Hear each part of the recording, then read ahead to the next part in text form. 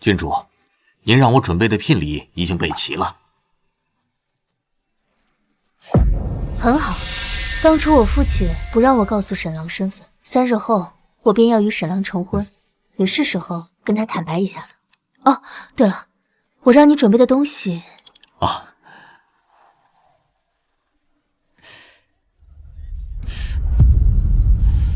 郡主，这是您要送给沈将军的宝刀，已经找好了。不过老侯爷那里……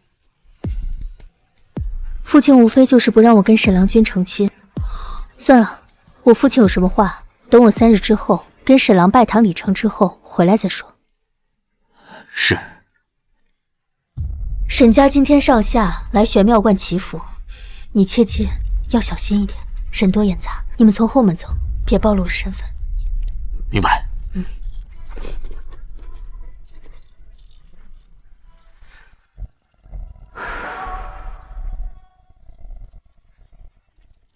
沈郎，他旁边的女子是何人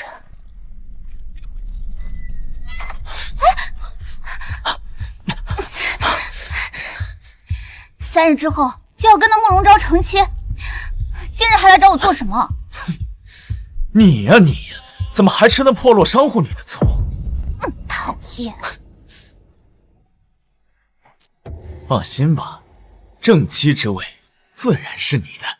至于她商贾之女，能以小妾的身份入门，已是她的高攀。若不是她有些值钱的生意，又痴心于我，不惜顶撞父母，恐怕是连进沈家门的机会都没有。放心吧，等她进了门，我便把她打发到乡下去替我孝敬父母。沈郎心中竟如此看我。只是有一点，你说他那些值钱的生意，我应当交由谁打理？讨厌。哎，那万一他不答应怎么办？为我，他什么事都会答应，因为他一直以为当年开城门救他的人是我。救命恩人的话，岂有不听的道理？什么？沈破浪不是我的救命恩人？不愧是沈郎。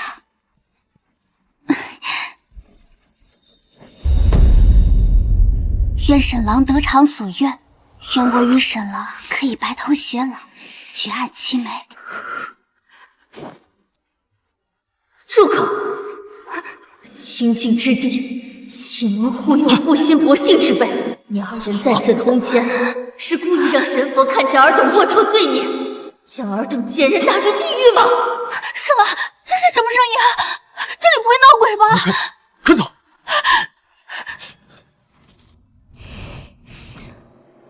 沈破浪，我倒要看看3日后你们如何得偿所愿，举案齐眉。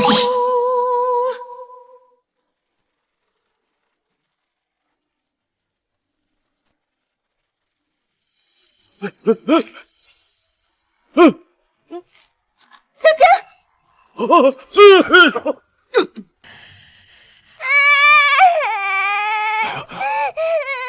好了，快，没事了，去儿吧。谢谢公子救命之恩，若是伤了别人的性命，我的车费都赔不起啊！孩儿无事便好，不必挂怀，去送货吧。谢谢，谢谢，谢谢。哎呀，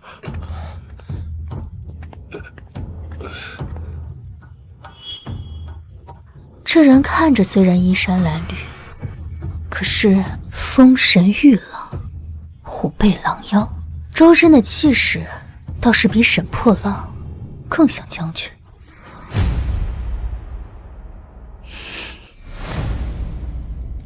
大哥，好身手！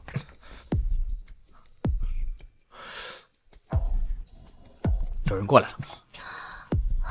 这位兄台，是他。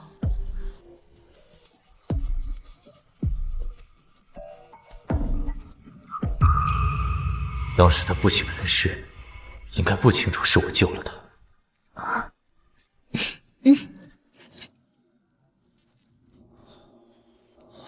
好刀！这把刀名为不二刀，取自忠贞不二之意。可惜我之前想送的那个男人，如今配不上这把刀了。如今这把刀送给你了。送我？不白送。我想请兄台帮我一个忙，冒充我1天的未婚夫。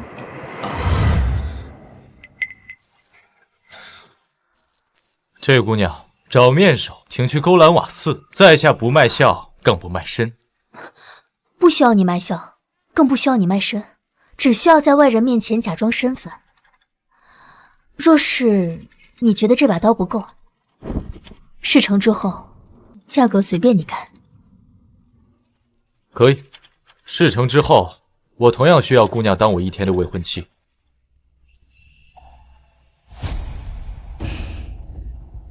好，3日之后正午时分，骁骑将军府。一言为定。一言为定。沈破浪，3天后见。哎呀，真好啊！眼看50就要到了，这接亲队伍怎么还没回来呀？都喜庆了。就是，听说新娘还是商户之女，一个商户之女哪来这么大的架子？哎，但怎么还不来？新郎官儿啊，这眼看吉时已到，这慕容昭到现在还没露面，在座的宾客和亲戚都看着呢。你说这慕容昭是不是就是想让大家看咱们的笑话？娘，你放心吧，慕容昭肯定不敢跟我摆架子，只是路上耽搁了，咱们再等等。哎，新娘来了，是吧？哎呀，新娘子来了呀！新娘来了，新娘。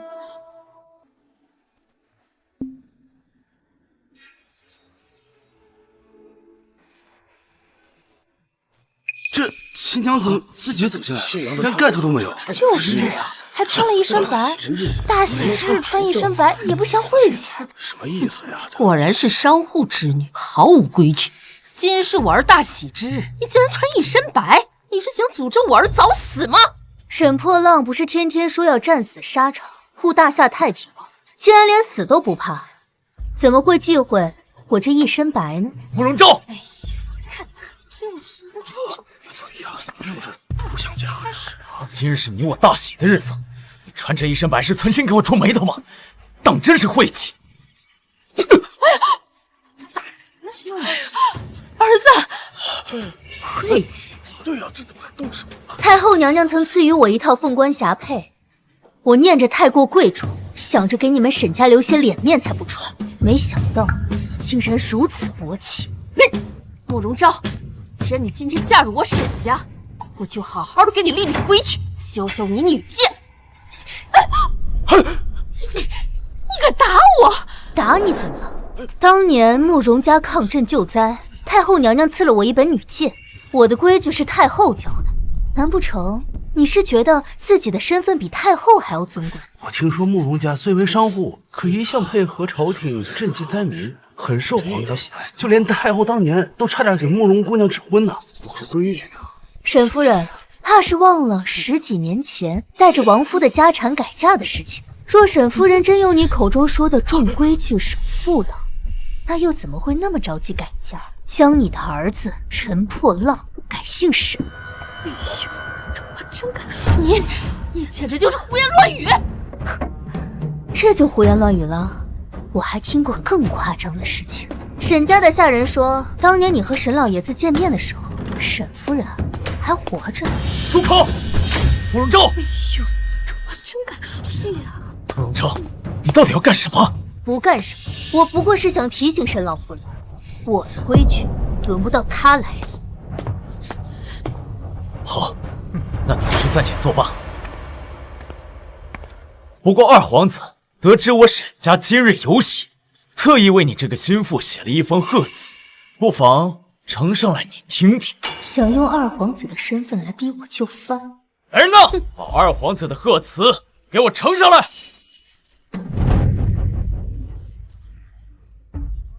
慕容昭，这份贺词可是二皇子特意为你写的，你可得好好听听。洗耳恭听。这第一，慕容昭虽与我儿两情相悦，可毕竟是商户之女，身份低贱，若想嫁给我儿，应自降身份为妾室，以免玷污我们沈家名誉。我倒也不是看不起护商之女。你若是能和大夏那位富商吴会首一样富可敌国，那我以平妻之位娶你入门，那也不算是辱没门风啊。这第二，慕容昭嫁入我沈家之后，理应把手里的所有生意都交给我沈家打理，避免以后在外抛头露面，以败坏我沈家名声。第三，我儿在朝为官，你作为他的妻子，理应替他回乡堂前尽孝。这沈家打的好算盘，给一个小妾的名分就想吞了慕容姑娘的全部生意，还打发人家回乡尽孝。这沈家是吃定了慕容姑娘对沈破浪的一片痴心，慕容姑娘现在嫁过去不好过呀。沈破浪，既然我身份如此不堪，你们沈家的门槛如此之高，那老娘不嫁了。怎么能这样？什么？杨昭，知道自己在说什么吗？现在赶紧对大家表示，你刚才是胡言乱语的。我看在以往的情面上，我还是能够跟你成亲的。否则就算你跪下来，我也不会让你进沈家的门。哼，嫁入沈家，我就算跟街边的乞丐一起讨饭，都会绕过你们沈家，因为我嫌你们沈家脏。慕容昭。这在座的宾客可都看着你，不会因为区区的一份贺词就赌气不成吧？娘，他这是故意让我紧张的，给我摆架子。这3年来我勾勾手指，他就百依百顺的靠过来，比家里的狗还听话，我才不上他的当。沈破浪，你当真就觉得我就那么想嫁入沈家吗？我告诉你，我已经跟路边的乞丐私定终身。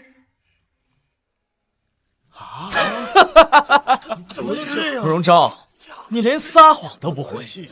如果你真找了个什么野男人，你今天还会跑回来跟我成亲吗？我今天来除了告诉你我跟别人私定了终身之外，还有2件事。现在是第2件事。还有什么事？不好了，不好了，少爷！咱们沈家在慕容家商号工作的人全都被解雇了，100多号人全都被赶了出来，如今连住的地方都没有了。什么？不光如此，还有10几个被查出来手脚不干净、做假账，被慕容家的人直接送去了官府，如今正在牢里关押。少爷，赶紧想办法救人呐！是你，都是你做的手脚，对不对？这么多年来，你们家的亲戚一直都是在靠我找工作来发落薪水糊口。如今我悔婚了，那既然是由你沈大将军自己来安排了，你真是忘恩！别急啊，好戏才刚刚开始呢。来人！这些是你们这3年以来你们沈家欠我们慕容商铺的钱，一共是386200银。什么？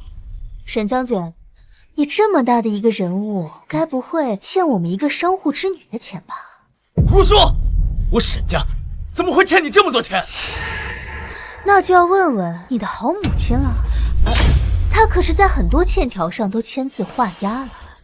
这儿啊，你为官毕竟需要银钱打点，为娘也是没有办法。再说了，你马上要嫁给我们沈家了，我有你点钱是看得起你。母亲这么做也都是为了我。大夏律法，杀人偿命，欠债还钱。沈破浪，这些钱如果你少还我1两，我就跟你对簿公堂，到时候让所有人都知道你沈大将军需要靠一个商户之女来养活全家。慕容昭，你别忘了，3年前是我救你一命，你就这么报答你的救命恩人是吗？对，慕容姑娘之前一直说沈将军对她有救命之恩，如今大婚当日逼恩人还债，是过分了呀。没错，慕容昭，要不是我儿救你，你早就死了。忘恩负义，沈家欠你的钱对你来说不过9牛1毛，比得上我儿救你的这条命吗？慕容昭，你现在要是跟我道歉的话，我还是可以考虑让你进门的，否则韦川让整个京城都看清楚你是如何一个忘恩负义的女人。我忘恩负义？谎话说多了，自己都信了这弥天大谎。你这话什么意思？你口口声声说那天晚上救我的人是你，真的是你吗？哼，那当然了。说谎！原本我也以为是你救了我，毕竟除了你这个骁骑大将军以外，谁又可以深夜凭腰牌打开城门？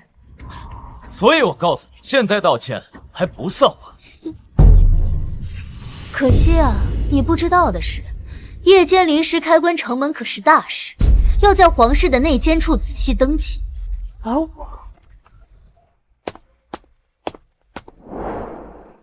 早就已经找到了那天晚上登记的名册，上面清清楚楚地写着，那天晚上的确曾打开城门，不过登记的人是镇北侯奉旨入宫，上面有城门士兵签字画押，还有镇北侯的官印盖章。所以镇北侯为了着急见圣上，把我交给了城门士兵，而你贿赂了城门士兵，骗了我整整3年。你撒谎！知道了，你肯定就是跟那个乞丐已经私相授受，所以在这里编故事抹黑我。我抹黑你？你不知道的是，皇上为了迎接镇北侯，早就已经派温公公在内监处等候。温公公早已将一切都看在眼里。撒谎！不可能！那不如就叫温公公亲自来说。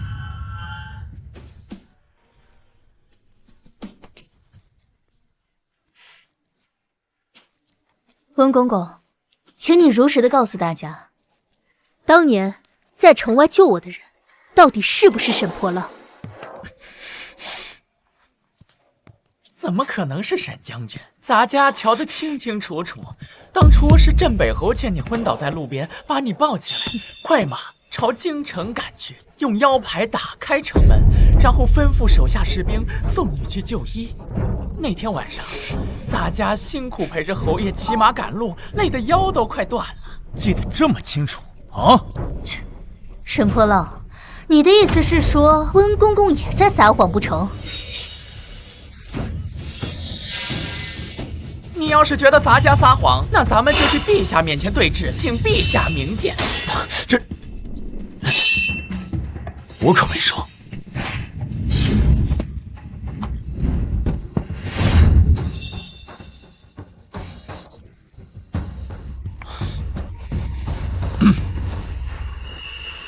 周儿，就算我不是你的救命恩人，难道我们这3年的感情相知相爱也是假的吗？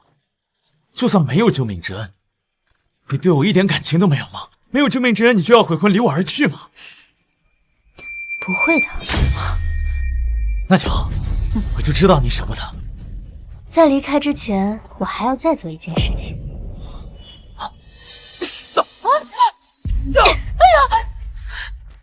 你骗了我整整3年，我要你跪下给我赎罪！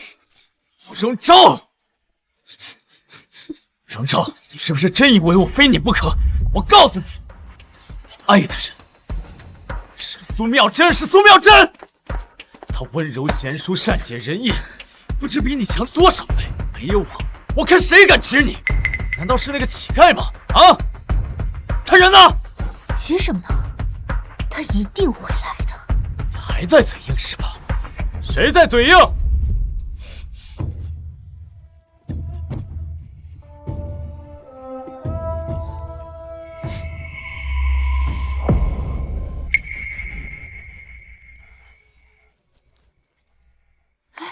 什么人啊？这是后续这是？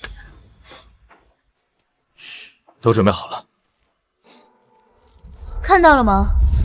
你鄙夷的乞丐，此刻是我认定的良人。你什么？这是怎么了？他之前是他之前，而你不过就是我随手丢掉的一块垃圾。荣昭，你别忘了，今天是我们的婚礼，竟然自甘堕落，跟这个乞丐待在一块，真是不知廉耻。我不知廉耻，沈将军怕是忘了吧？我来这是退婚的，至于我跟谁在一起，沈将军怕是无权过问。好啊，退婚是吧？那我今天满足你，现在就书信一封给妙真，让她过来。今天就是她跟我的婚礼。哦，看来你跟他真是情深意重啊。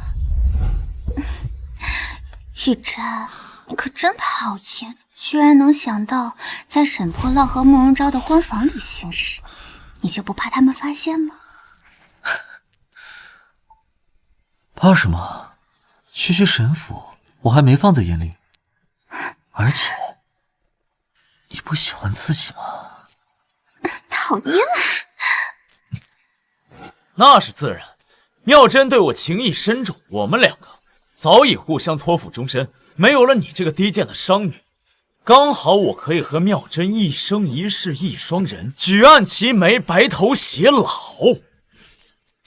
好啊，你们两个人情深意重，情投意合啊。怎么不信？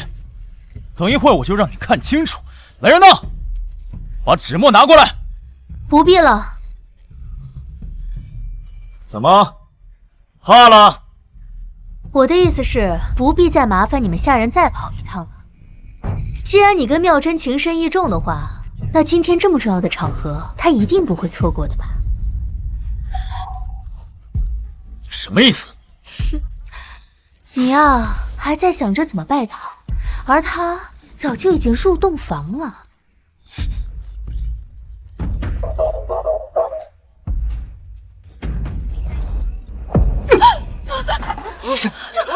哎呦，你看，这样这玩的这么花，真是太丢人了。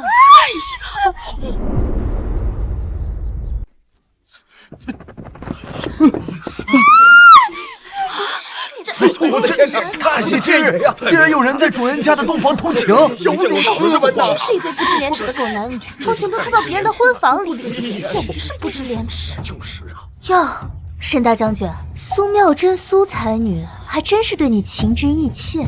你看，不用写信，自己就早早的在洞房里了。苏妙真，那个京城知名的大才女，不都说她是清官人吗？清官人卖艺不卖身，这玩的这么花呀？苏妙真，沈大将军，苏妙真跟你情深意重，她躺在那儿肯定是为你暖床祈福呢，你可千万别误会了她呀。对，我就是想帮沈郎压床祈福，沾沾喜气。你让我别误会，你衣冠不整，还跟别的男人抱在一块儿，我误会？你当我是傻瓜吗？倒要看看谁这么大胆，敢跟你偷情！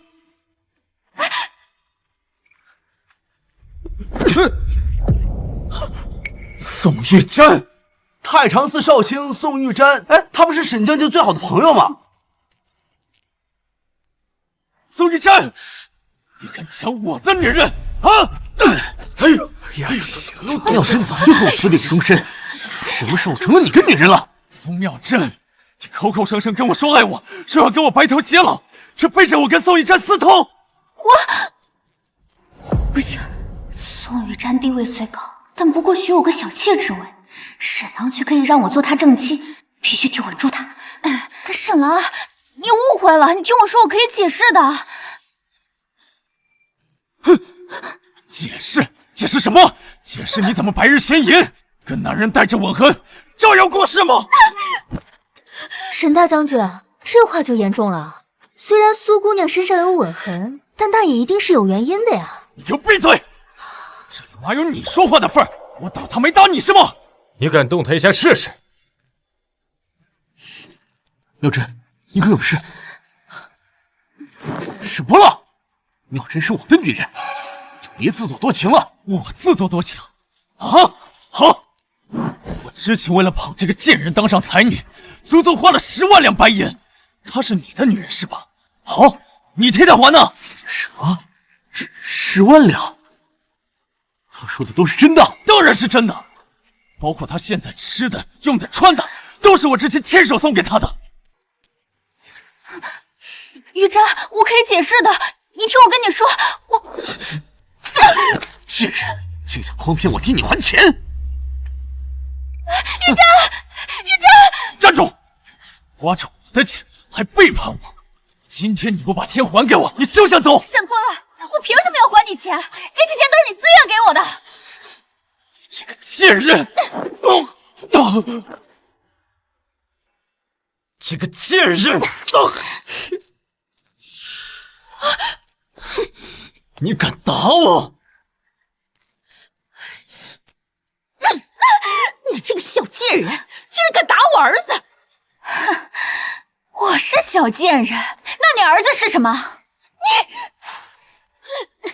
你以为你儿子是什么好东西吗？他明明已经跟慕容昭有了婚约，却还是要过来招惹我。他沈破浪就是个朝三暮四、背信弃义的负心汉。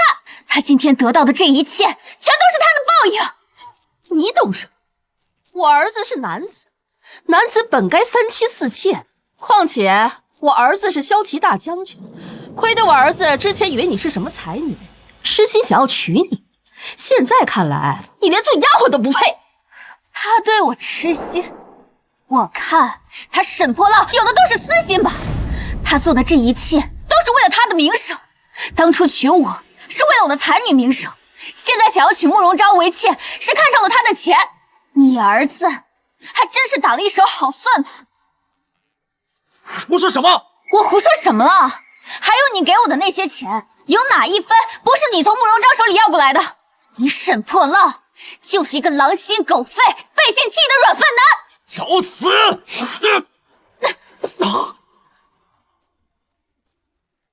找死！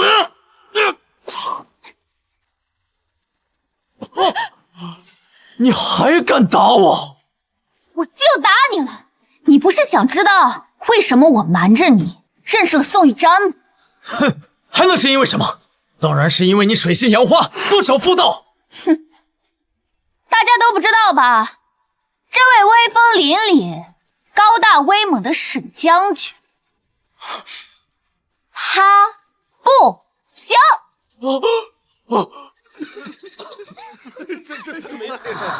别看，恶心。他这是在吃醋。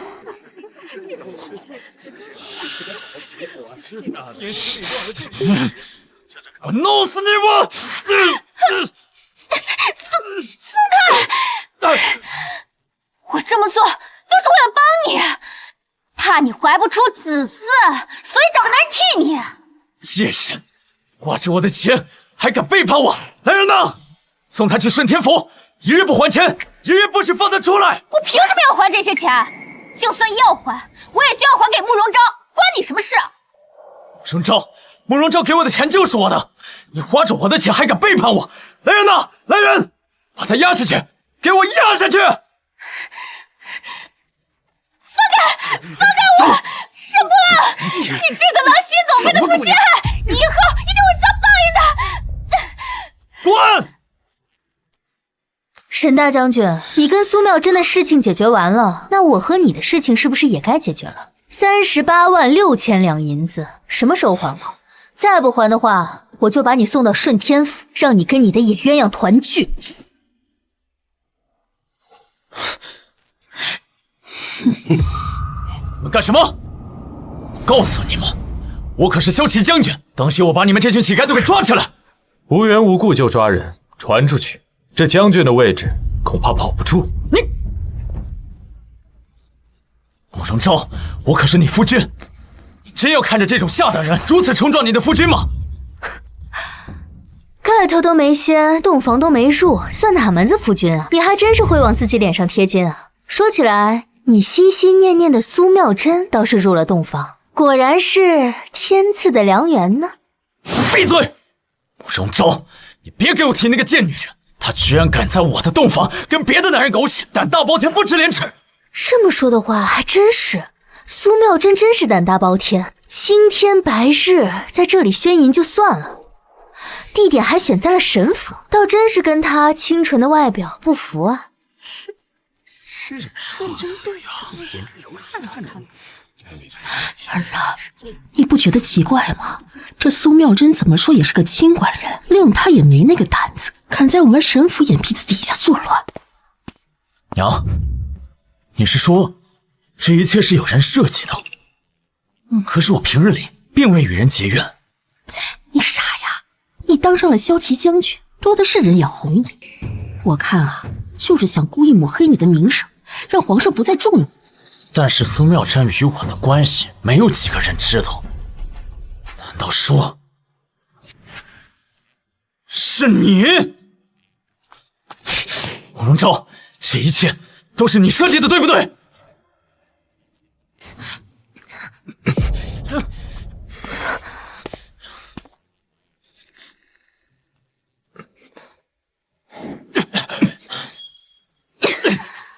沈将军，这是何意？我怎么听不明白呢？你就别装了，慕容昭，你早就知道妙珍今日在我府上，所以你这个奸夫一进来就直奔洞房而去。你这么做是在毁了我，你知道吗？哼，我毁了你？他们二人早有私情，我不过就是做了一件顺水推舟的事情。谁能想到他们竟然踩在你的脸上，在你的床上做出这样的事情？你，与其纠结这些，不如想想欠我那38万6千两银子什么时候才能还？没工夫陪你玩这些。慕容昭，你今天做这一切都是为了想让我以正妻之位娶你进门，是不是？但我告诉你，你再这么胡闹下去，想进入沈府的门都没有。进不了你沈府的门，我简直是求之不得。你不想进我沈府的门，难不成你要进这个乞丐之家吗？你给我听好了，我慕容昭就算嫁给一个乞丐，也不会嫁给你这种忘恩负义之人。好啊，我知道了，慕容昭，你早就跟这个乞丐私相授受，所以你才要拉着苏妙珍来当垫背的。你装这副清高的模样不累吗？你说什么？别冲动，他是朝廷命官。沈破浪，你脑子不好的话就去治，嘴不好的话就去读哑了，别在这吵人烦。你来人！我懒得跟你废话，再不还钱，我就把这沈府都给你拆了。拆我的沈府？慕容昭，你是不是真以为我惦记你慕容家那点银子？我实话告诉你，我跟大夏的首富吴会首已经认识了，只要我一句话，我就能让你慕容家从此在京城消失。吴会首就是那个大夏第一富商，没想到沈破浪竟然攀上了吴会首，看来沈家要一飞冲天了。哼，是啊，据说吴会首打造的商会已经足以力压大夏皇商，富可敌国啊！听到了吗？听到了吗？人家吴会首的产业遍布整个大夏，这不是你一个小小慕容家能比得了的。是吗？那跟你又有什么关系呢？我不妨告诉你，吴会首早就联系过我，而且表示很看好我，告诉我今天会送来一份大礼。你说这跟我有没有关系了？3日前我还不知道沈破浪的真面目，的确想给他个惊喜。郡主，您让我准备的聘礼已经备齐了。很好，当初我父亲不让我告诉沈郎身份，3日后我便要与沈郎成婚，也是时候跟他坦白一下了。快点，快走，快点！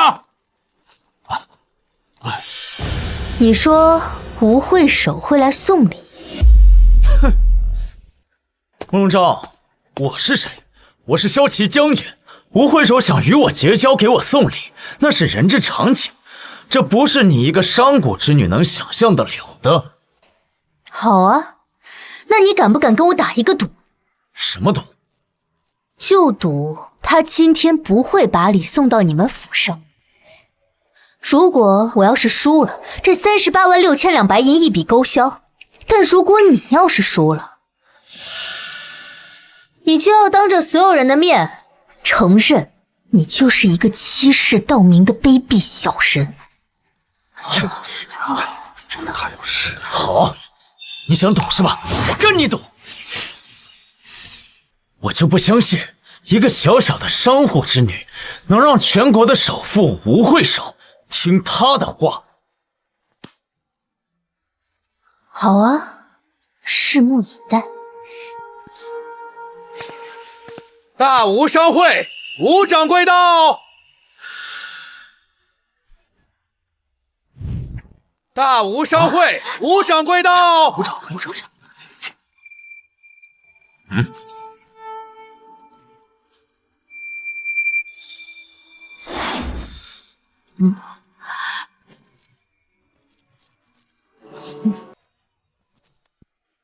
吴掌柜，这些箱子和珠宝是……啊，沈将军不必多礼，这些便是当初我们会首答应送来沈府的嫁妆。嫁妆？对呀，都挺好大手笔啊！是我说错了，是一点心意。原来如此，这吴会首还真是财大气粗啊！一点心意就如此的隆重，真是破费了，破费了。这对我们大吴商会来说，不过是9牛1毛，不值一提呀。这吴会首竟这般有钱，不过我与他素未谋面，光是赏识也不至于有这么多大礼。吴掌柜，不知这吴会首是男是女啊？我们吴会首自然是女子。我若是能与吴会首结成良缘，这慕容昭便是连给我提鞋都不配了。慕容昭，你都听见了吧？这些贺礼已经进了沈府，这赌你输了。沈将军，这礼到了，不代表就是你的。莫非沈将军是觉得这些礼是送给你的？当然了，刚刚吴掌柜都已经明确表示，这些都是吴会首答应给我的心意，而吴掌柜可是大吴商会的老人了，他的决定那就是吴会首的决定。原本是这样的，不过现在不必了，拿回去吧。慕容昭，你怕不是疯了吧？你一个小小的商户女，也配名列大吴商会的人？你以为你是大吴商会的吴会首吗？真是可惜。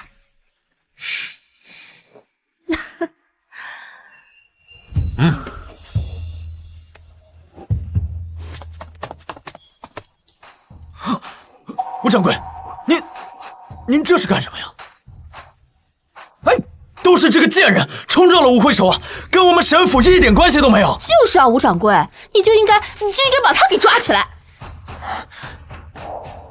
别担心。你是说让我把他抓起来啊？哎呦，吴掌柜，实不相瞒，今天是我们的婚礼，但是这个贱人居然当众跟其他的男子勾结，实在是恬不知耻。不过本将军大怒，不跟他计较，她不再是我的未婚妻，所以你也不必看在我的面子上对她言听计从。你的面子？那你可知这些金银珠宝、黄金地器是为何人准备？这自然是吴会首给我准备的一点心意嘛，想必也是为了今日的大婚所备，实在是破费了，破费了。这些自然是为大婚所准备，只是这正是我们会首亲自为他准备的嫁妆。什么嫁妆？莫非这吴会首看中了沈将军？对呀，这吴掌柜，此话当真？这沈某若得到了吴会首的倾心，那真是荣幸之至啊！沈将军怕是有些荣幸的过早啊，这些嫁妆你1分都得不到。你闭嘴！这哪有你说话的份儿？慕容昭，难道你还能决定这些嫁妆的去留问题吗？我当然能决定这些嫁妆，因为这些都是我的。你的？你也配冒充吴会首？冒充？我慕容昭何须冒充旁人？这些嫁妆本来就是我的。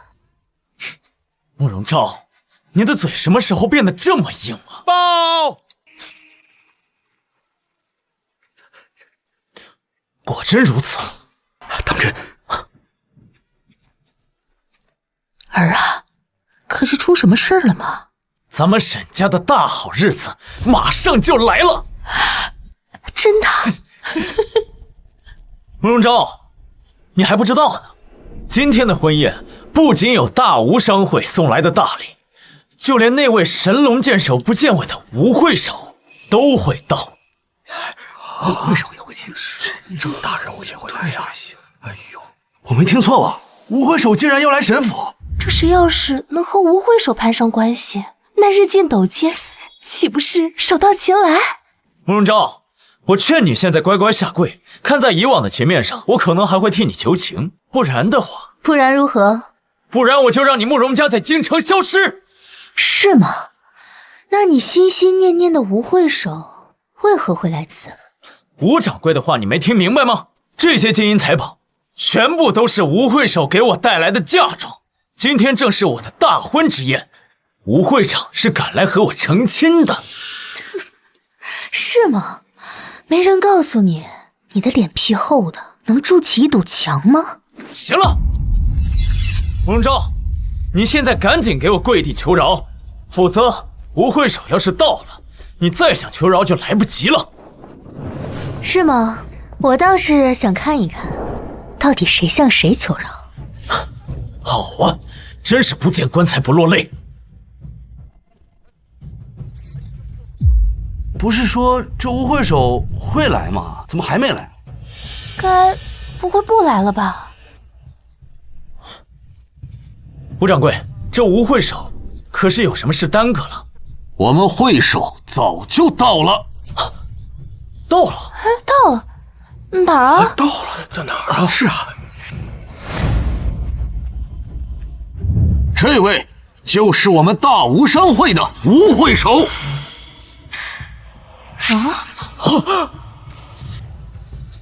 什么？什么？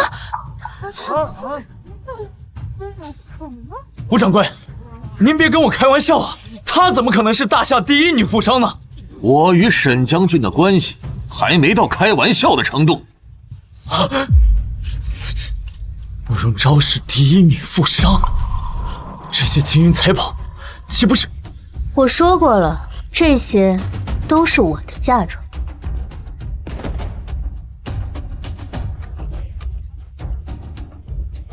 哎，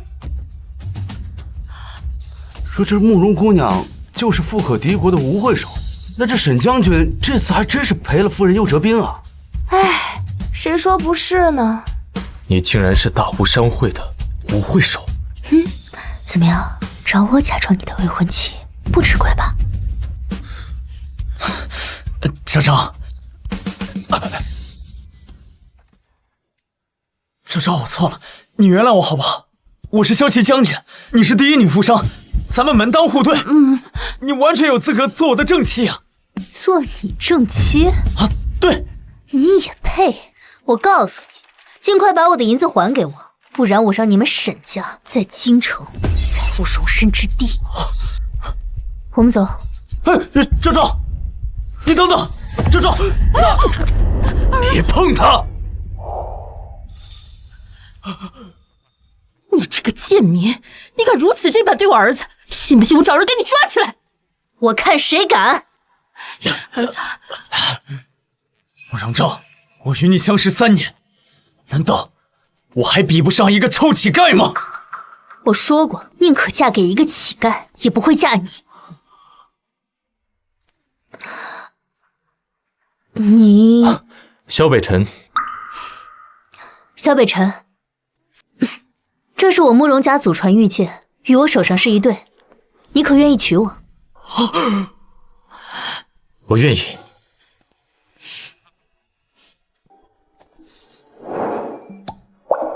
我不同意！我不同意！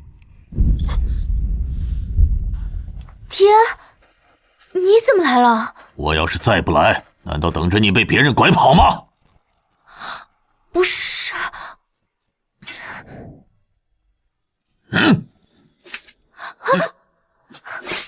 男未婚女未嫁，拉拉扯扯，成何体统？爹，女儿想通了，女儿不嫁给沈破浪了。沈破浪？伯父，他当然配不上你。不过，你在路边随便找一个人成亲，我更生气。爹啊！之前就要嫁给沈破浪，现在闹着要嫁给这个人，在你眼里，这儿女大事如同儿戏。伯父，您放心，我们只是……我们虽然是一见钟情，但我一定会照顾好慕容姑娘的。照顾？呵呵，我们家昭儿自幼过惯了锦衣玉食的生活，而你连自己都照顾不好，你怎么照顾她？放肆！你八两，我没兴趣听下去。这里是白银1万两，拿着它，离开我的女儿。1万两，在京城一栋宅子也才400两，1万两，这可是寻常人家一辈子都挣不了这么多钱啊！爹，你可以教训女儿，但你不能这样侮辱我的朋友。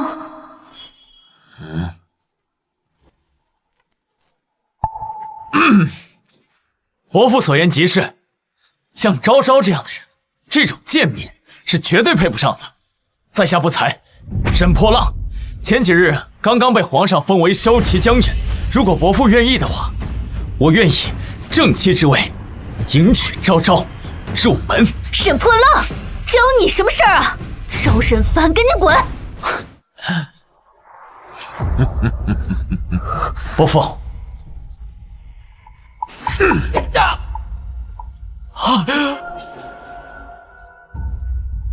绣花枕头也配娶我的女儿？你凭什么打我儿子？绣花枕头？莫非这沈将军的官职德不配位？你们胡说八道什么呢？我儿子可是皇上亲封的骁骑大将军，就算是皇亲贵女也娶得。你们慕容家就算再有钱，也不过是商户贱民。我儿子不嫁，你们还想嫁给皇亲国戚不成啊？我的女儿都不必嫁皇亲国戚。哼，知道自己不配就好。哼，因为我慕容家就是皇亲国戚。这莫不是疯了吧？这话可说不得。慕容咒，你要是想死，别连累我们。我又没有说错，我慕容家本来就是皇亲国戚。你这还在嘴硬！如果我没看错的话，这枚玉佩应该是当年圣上起兵时送给老臣傅明侯的。我曾听我父亲说过，傅明侯乃当今圣上的儿时玩伴。当年若不是傅明侯捐出家产购买粮草，陛下才能招兵买马统一天下。因为他不喜当官，所以陛下给他封为侯爷后特许经商，就连傅明侯的独女也被皇帝收为义女，赐为清宁郡主。你倒是有些眼力，不错，老夫正是傅明侯慕容楚。见过侯爷。虽然你眼光不错，但是你跟昭儿的婚事，我是不会同意的。爹啊，当年你跟母亲就是不顾家里反对的自由恋爱，那凭什么我不可以啊？哎呀，昭儿，那你就更应该知道，当年我跟你娘到底吃了多少苦，受了多少罪。哎呀，昭儿，我就实话告诉你吧，太后已经决定做主，为你赐婚了。什么？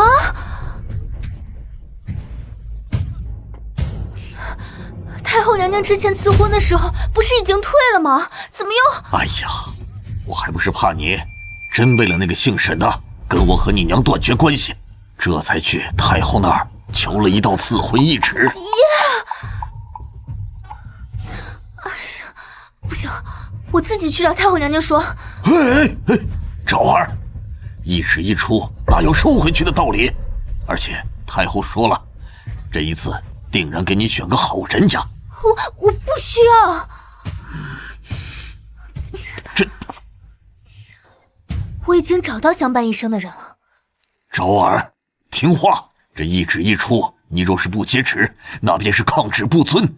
太后可能并不能把你怎么样，可如果再这么闹下去，她会是个什么后果呀？可是，哎呀，昭儿，莫要因为自己害了别人啊！要不，慕容姑娘若是为难，我劝太后收回成命便是。一个市井里的乞丐，还妄想劝太后收回成命？你真以为自己是镇北侯啊？我原以为你是个聪明人，没想到你竟如此的不知天高地厚。你刚刚说的话是以下犯上，连我也保不了你了。我没说谎。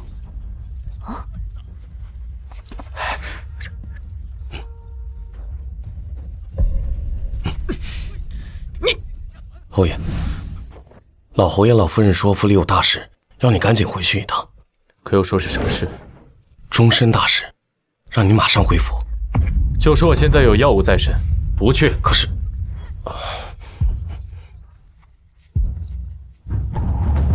可是发生什么事情了吗？没事。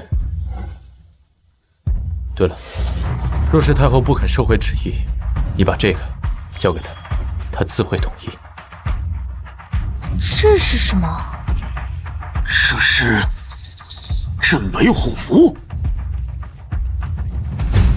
这是镇北虎符。什么是镇北虎符啊，爹？手握此符，便可调动天下兵马，是早年陛下赏给灭了北蛮80万大军的镇北侯的御赐之物。如今为何会在你手上？这其实是假的。哼，凡是军中将领，谁不知道这镇北虎符是圣上赐予镇北侯英勇杀敌的赏赐之物？怎么会落在一个乞丐的手里？所以那枚虎符一定是假的。这还假的？假的虎符？真的假的？这枚虎符是真的。死到临头了还敢嘴硬，冒充王族，可是诛九族的大罪。我知道你是想帮我气一气沈婆郎，但是伪造朝廷之物可是很严重的事情，这样你会有危险。我心里会。慕容姑娘，你相信我，这枚虎符是真的。够了，慕容昭，难道你还真听信这个乞丐的话呀？啊，他若是什么皇亲国戚，从镇北侯的手里借来这枚虎符，耍耍威风也就算了，他这副穷酸样，他配吗？我为何不配？如果这枚镇北虎符是真的，你又当如何？不知天高地厚的家伙，这枚虎符若是真的，我就跟你一样去当乞丐。哼，记得当年陛下把虎符赠予镇北侯的时候，特邀城内的文臣武将、国公侯爵一起观摩，记住虎符的暗器，免得日后有人用假虎符调动兵马。想必侯爷一定见过吧？不错，老夫当年的确见过镇北虎符，而且知道其暗器所在。不过，你确定要让我看吗？想清楚了，这枚虎符若是假的，可是要诛九族的。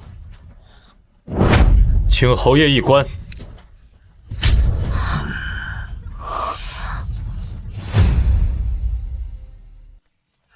这是假的，我就知道。这枚镇北虎符是真的。什么？这怎么可能？一个乞丐手里居然有镇北虎符？你怎么会有镇北虎符的？啊，你之前说你当过兵，也就是说，你是不是之前在镇北侯的黑甲军里当过兵？那这个镇北虎符就是镇北侯交给你的。多谢慕容姑娘，刚才一直给我找理由开脱。如果要真的是在镇北侯手下当兵的话，那你就更不应该利用他对你的这份信任来帮助我你快走。所以，你刚才着急赶我走，是担心我？我是为了大夏。你一个堂堂的男子汉，应该去镇守边疆，保家卫国的，不应该在这里。我有机会会去北疆看你的。既然镇北侯让你保管这枚镇北虎符，定然是对你极其信任，你莫要辜负了这份信任。至于我的女儿，她飞扬跳脱，需要一位沉稳大气的高位者，方可护其一世平安。你不合适。慕容家主，您误会了，这枚虎符并非是我替人保管，而是……我知道了，你这个贱民，死定了！沈破浪，你有完没完？昭昭，你被他骗了，你知道吗？黑甲军全部都在北疆镇守，他一个小兵却在京中逗留，这哪里得镇北侯赏识？这分明就是被推出军营，所以恼羞成怒，偷了五符。沈破浪，你胡说八道些什么呢？我哪里说错了？像他这种贪生怕死之辈，想必他的父母也是不伦不类之流。你说什么？你说什么？别再拉起来了！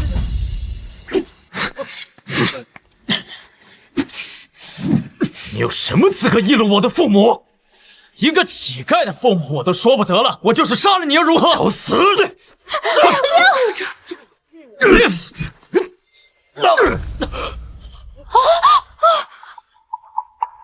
道歉还是死？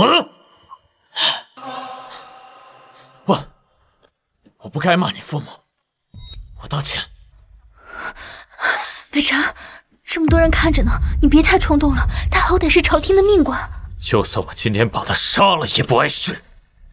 哼，你别以为赢了我就可以高枕无忧了。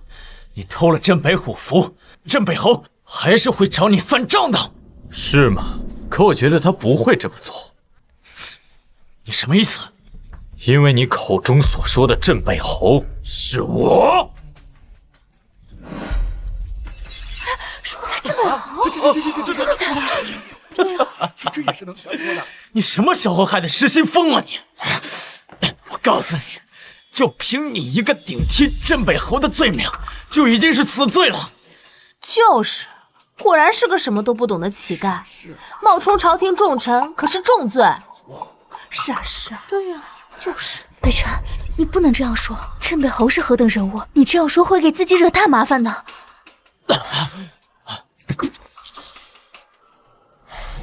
慕容姑娘，我真的没有撒谎。慕昭，不要轻信这个乞丐的话。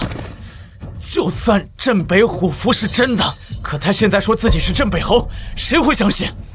哦，你为什么认定我就不是镇北侯呢？哼，你看看你自己这身穷酸样，就算我说你是一个小兵，都已经是抬举你了，还敢大言不惭地说自己是镇北侯，有何不敢？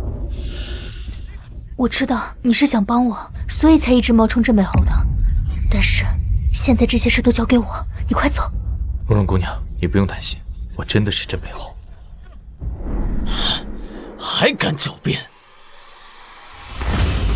如果我没记错的话，你只是京城内一个闲职的骁骑将军，你为什么认定我就不是镇北侯呢？那当然是因为我见过镇北侯。什么？你见过镇北侯？不行，快走！再不走就来不及了，快走啊！别担心，你说你见过镇北侯？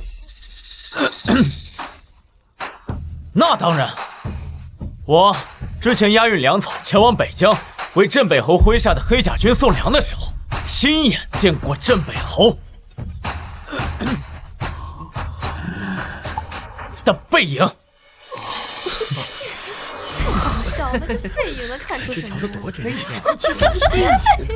但镇北侯英明神武，气宇不凡，统御万军的气势，岂是这个小小的士兵能比拟得了的？你确定？我当然确定，而且大家都知道镇北侯镇于北疆，无诏不得入京。你说你是镇北侯，难道你要说你是无旨入京吗？你八良，这次是秘密奉诏入京，倒是我一时大意，暴露了身份。区区逃兵还敢冒充镇北侯？好啊，我知道了，你肯定知道昭昭的救命恩人就是镇北侯，所以你想骗取昭昭的感情，对不对？你说什么？沈破浪，你在这发什么癫啊你？昭昭，他知道你有一颗感恩的心，所以故意冒充镇北侯。此人何其心机！他没有骗我，倒是你骗了我整整3年，你的行为更是令人作呕。昭昭，你……慕容姑娘，你是说他冒充了你的救命恩人？没错，当年我晕倒在城门外，是镇北侯救了我，而他贿赂了城门口的士兵，蓄意欺骗我整整3年。哎，要干什么？这可是皇城脚下！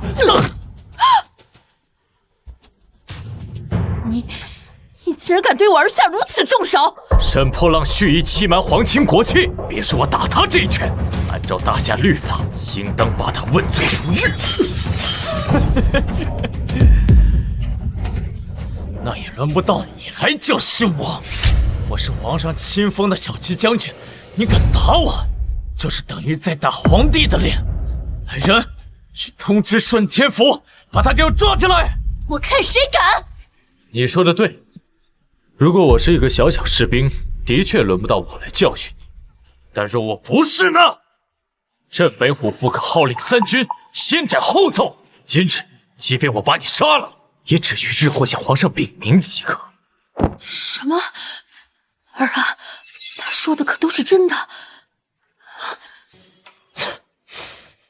娘，镇北虎符的确有先斩后奏的特权，但是一个小小的士兵也配提先斩后奏吗？那你可曾想过，若我真的是镇北侯，你又当如何呢？实话告诉你，镇北侯的手下王世忠王副都统今天也会来帮我庆婚，等他到了，一切都将真相大白。王世忠，他的确是黑甲军的副都统。来人，将此人拿下！父亲，你这是要干什么？此子藐视圣上，冒充镇北侯。如若我们今天不将他拿下，连累的就是咱们慕容家呀！不行，他是为了我才冒充镇北侯的，你不能把他带走。昭儿，他哪怕不相信我是他的救命恩人，也愿意出来维护我。放心，就算王副都统来了，我也不怕。还在大言不惭！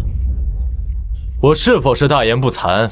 等你那位敬重的王副都统到了，不就都知道了吗？不见棺材不落泪。好啊，咱们等着瞧。黑甲军，王副都统到！哟，这谁来了？哈哈哈！王副都统，今天能来为我庆婚，着实是沈某的荣幸。好说好说，这几位是啊，这位就是咱们大夏赫赫有名的富民侯，我的伯父。这位青宁郡主慕容昭，也是大吴商会的吴会手，今日便是我跟他的婚期。沈破浪，你脸皮不要可以捐给灾民那座鞋底，我何时答应与你成婚？嘘，这沈破浪怎么净给我介绍这些位高权重之人？若是身份被识破了，算了，反正我999在边关，他们应当也不认识。在下黑甲军王世忠，见过富民侯青宁郡主。不必多礼。你是黑甲军王世忠，可我怎么记得他不是这副模样呢？放肆！你一个背信弃义的逃兵，不仅直呼王副都统的名讳，还敢质疑他。这位是……哦，王副都统，这位不过是黑甲军中的一个逃兵，不过刚刚此人居然想冒充镇北侯，此罪可诛啊！什么？镇北侯？嘿呦，他怎么可能是镇北侯呢？你看他穿的衣服如此的破败不堪，我说他是逃兵，错不了。哎，王副都统，您跟随镇北侯浴血奋战多年，想来定是最了解镇北侯之人，不妨今天就当着大家的面揭穿此人身份，如何？沈破浪，你够了！王副都统，实在是不好意思，北辰他只是一时心急，并非是有意冒犯镇北侯的。慕容姑娘不必如此，他根本就不是王世忠。大胆！你竟敢造谣王副都统的名，简直是不知死活！我是不是造谣？你问问他不就知道了？你当真是黑甲军副都统王世忠？我自认是。这枚玉佩就是镇北侯为了褒奖我上阵杀敌的功绩，亲自奖赏给我的。黑甲军呢，人尽皆知。现在你又有何话要说呀？该不会说这玉佩也是假的吧？这玉佩自然是真的，这玉佩是我亲自嘉奖给王世忠的，怎么会在此人手中？我的身份自是无误的，倒是你胆敢冒充镇北侯，来人，还不赶紧把这个人给我关进顺天府，来日禀明圣上，将此人斩立决。来日禀明圣上，将此人斩立决。敢害我被众人质疑，我定要你死！不行，今天无论是谁，都不能带走他。昭昭，王副都统已经确认过了他的身份，不过是一个想冒充镇北侯身份的宵小狂徒，你又何必执着于他？闭嘴！昭儿，记住你的身份，莫要执迷不悟啊！慕容姑娘不必担心，走的人不会是我。怎么，你还有什么遗言不成？遗言倒是不至于，但是有一事不明。你想说什么？我听闻王副都统跟随镇北侯上阵杀敌多年，有一年不幸被北蛮俘虏，颈后被烙上俘虏的印记。王副都统应该记得吧？自是记得，不过是为国效忠，不值一提。说得好。给我放手！大胆！你居然敢对王副都统动手！我不过是想和王副都统切磋一下，没想到这王副都统不但武艺一般，就连这薄厚的印记都能削得干干净净。没想到这王副都统不但武艺一般，就连这薄厚的印记都能削得干干净净。这看着不像有印记的模样。你傻呀，这人是个冒牌货，我们都被骗了。快扶我一下！你到底是谁？敢骗我？他的确不是王世忠，可你为何会有我赏赐给王世忠的玉佩？我虽然不是王世忠，但王世忠乃是我的亲舅舅，他可是镇北侯的左膀右臂。所以你之前在我这里拿的钱财，答应将我引荐给镇北侯的事情，也都是假的。那还不是怪你太蠢，说什么都信。来人，此人冒充大夏将领，在京中招摇撞骗，将其押入顺天府，即日起由顺天府尹查办。是。等等，我舅舅可是镇北侯手底下的副都统，我舅舅是副都统。我自会派人去告知镇北侯，等其发落。放开我！走！放开我！还不得走！他罪名比我还重，他冒充镇北侯。这是怎么了？咱家只是去方便一下，怎么多出这么多人？温公公，有人冒充镇北侯。谁敢冒充镇北侯？谁敢冒充镇北侯？是他！你死定了！温公公曾在城门口迎接过镇北侯回京，等温公公坐实你的假身份之后，连慕容昭都保不了你。别担心，我的身份是真的。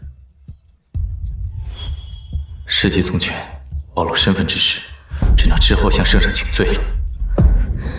你能不能不要再嘴硬了？之前是你运气好，遇到了一个冒牌货，可是温公公是真的见过镇北侯的人。我的身份不需要隐瞒，昭儿，你愿不愿意相信我一次？他唤我昭儿，还怪好听的。算了，到时候问罪下来，我一定会和你一起面对。沈将军，有人冒充镇北侯，可有此事？温公公啊，不仅有人冒充镇北侯，他甚至敢偷盗御赐之物，甚至还侮辱太后。像这样的人，你说依照大夏的律法，该如何处置？什么？若真如你所言，立刻押入顺天府查办；若是属实，斩立决，诛九族。温公公，他真的不是有意冒犯镇北侯的。昭儿，不要意气用事。天啊！别担心，我的身份是真的。温公公在这里还敢撒谎？你是？温公公，许久未见。咱家见过镇北侯。什么？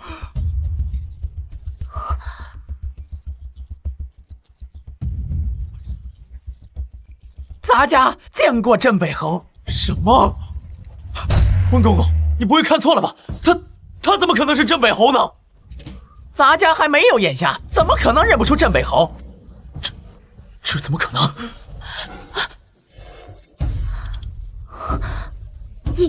你真的是镇北侯？嗯。那当时是你救的我？3年前，我在城外的路边救了你。当时我奉旨入京，急于面见圣上，就将你交给了城门士兵照顾。可是你救了我，为什么3日之前不跟我说呢？救人只是顺手的事，又何足挂齿。谢谢，既然你是我的救命恩人，那我一定会报答你的。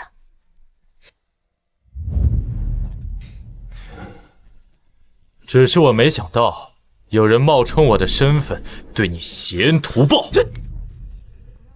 慕容昭，是不是我救的你？但是你在门口那几天，不是我照顾你的吗？都说滴水之恩当涌泉相报，我不用你非得嫁给我了，你直接给我20万两银子，咱们俩一笔勾销。你口中所谓的照顾，不过就是用我慕容家的药材使唤我慕容家的下人，如果动动嘴皮子就可以赚20万，这个世界上哪有那么轻松的事？你……哦，对了，说到钱，来人啊！既然沈将军不还钱，那就把沈府都搬空了。什么时候沈将军还钱了，再慢慢说。住手！住手！住手！住手！住手啊！慕容昭，你别忘了这里是沈府，这是圣上亲自的将军府邸，你简直是欺人太甚！我今天非要教训教训你不可！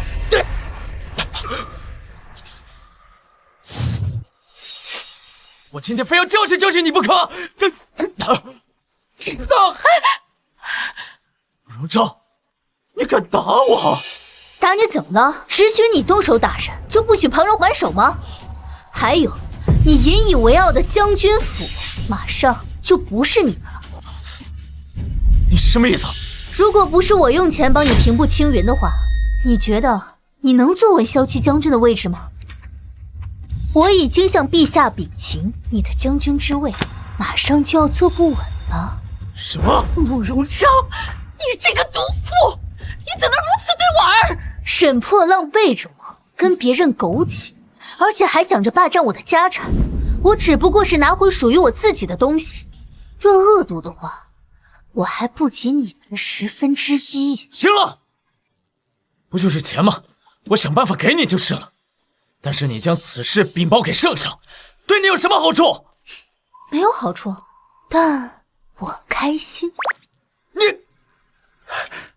郡主，将军府内的财物全部清理完毕，按照街坊换算数量，共计12.6千两白银。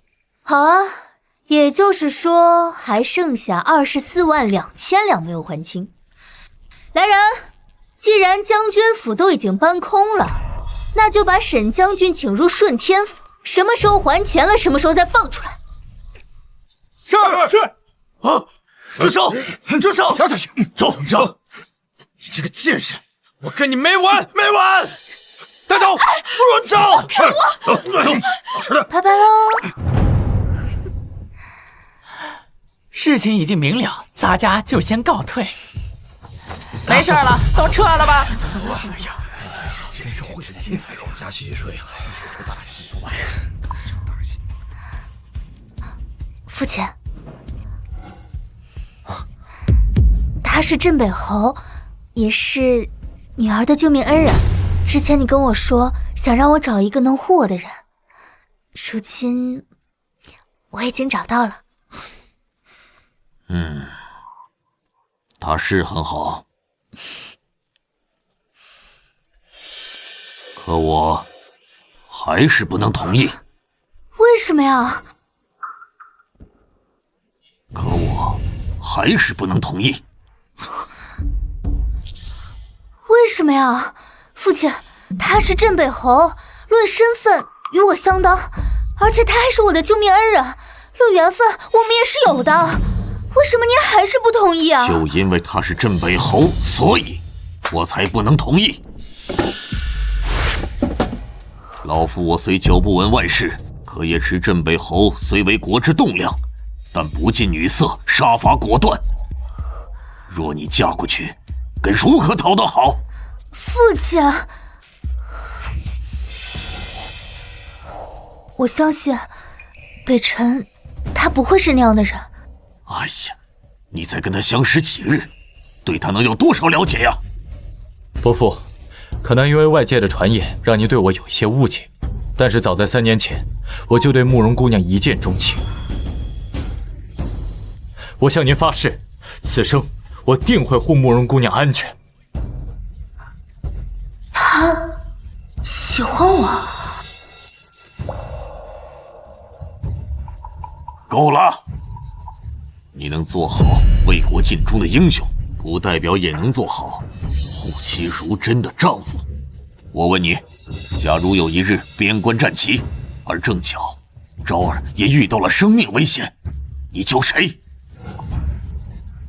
父亲，我在问他，你说，你救谁？我会为了大夏驻守边关。意料之中啊，昭儿，你也都听到他说什么了？父亲，他是堂堂镇北侯，守护国家大义是他应尽的职责。您这分明就是在刁难他。不过，我若娶了慕容姑娘，她可凭借这枚虎符调遣京中各郡，陛下若是问责，我一力承担。花言巧语。父亲，好了。不必多说，今日之事到此结束，这门婚事就此作罢。这门婚事就此作罢。父亲，别担心，我去求太后收回成命。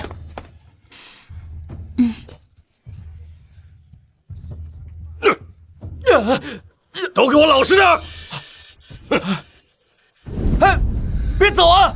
哎呀，这不是我们威风凛凛的沈大将军吗？怎么也被关进顺天府了？苏妙真，你这个贱人，都是因为你，还他妈有脸说我？我说错了吗？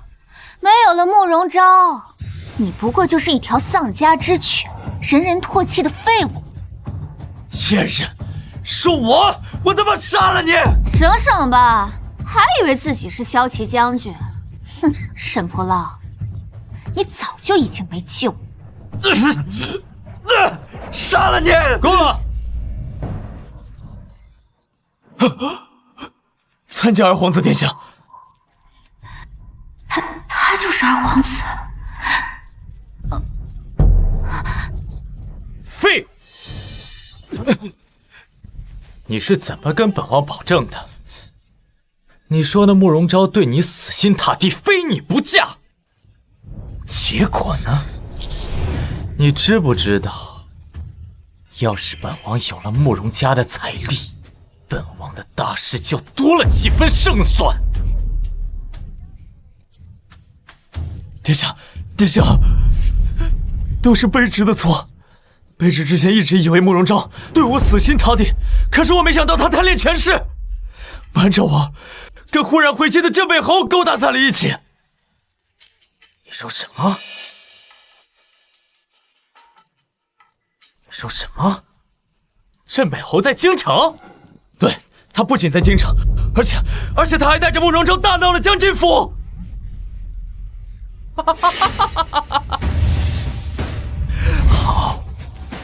好得很呐！我原本担心他人在北地会成为心腹大患，没想到他竟然无照私自入京，真是天助我也！殿下英明，这镇北侯无照入京，殿下只需要稍作点拨，圣上肯定会起疑心。到那时，扳倒镇北侯算什么？我要的只是他和他的40万黑甲军。到那时，别说皇兄，就是父皇，本王又有何惧？这怎么？觉得本王的计谋不可？卑职不敢，只是卑职听说那镇北侯跟太子私交甚好。别担心，本王要的只是他的兵马，不要他的忠心。等本王登基之后，自会送他下去见太子。二殿下深谋远虑，卑职愚钝。来人！殿下有何事吩咐？我要带他出去。这……是。多谢二皇子殿下。至于这个听了本王气话的女人，殿下饶命！奴婢还有一计，可以让镇北侯为殿下所用，还能得到慕容彰的全部财产。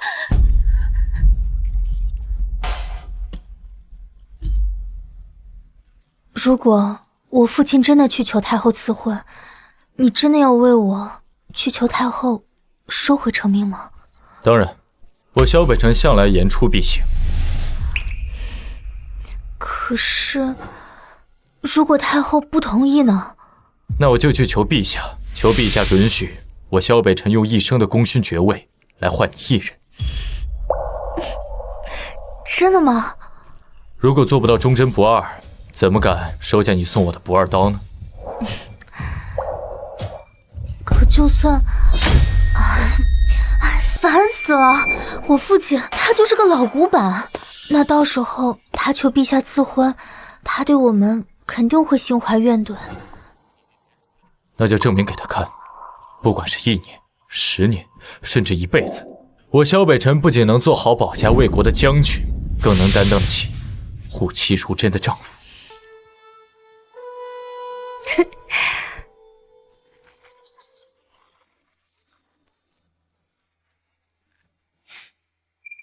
沈破浪，没想到吧，二位，咱们这么快就又见面。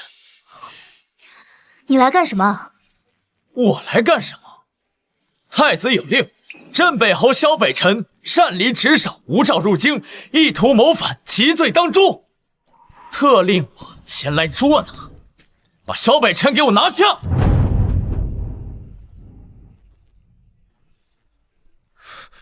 不用担心，一切有我。你确定这是太子的命令？放肆！你竟敢质疑太子！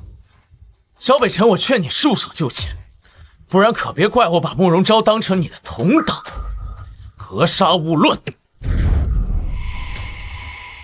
不可能，沈破浪什么时候帮太子做事了？他明明是二皇子的人。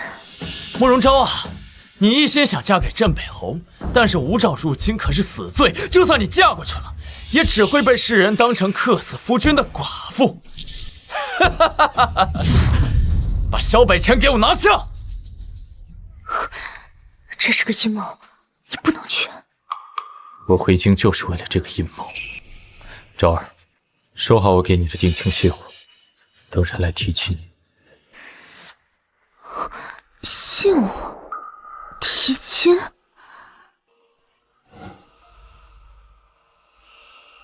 哎呦，没想到刚选中的夫君就被带走。慕容昭，你也有今天。还轮不到你来笑话我。我不是来笑话你的，我来是想劝你，眼下赶紧想办法救人，不然你那情郎镇北侯可马上就要人头落地了。殿下，我们可以先假借太子的名义，让沈破浪带走萧北辰，然后再劝慕容昭用他的全部财产向你求救，到时候我们就……我明白了，你就是萧北辰口中来提亲的人。你会有这么好心帮我？我又不是要帮你，我是为了报复沈破浪。他坏了我和宋玉瞻的好事，还把我押进了监牢，这个仇我必须要报。你到底想说什么？如今陛下病重，太子监国，既然是太子把镇北侯带走，那就必须要找一个和他势均力敌的人，才有可能救下他。你是说二皇子？他凭什么帮忙？你慕容昭富可敌国，花点钱打理，他还能坐视不管？好，我姑且信你一次。哼。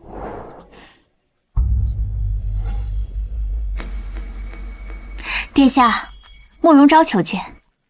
臣女慕容昭参见皇子殿下。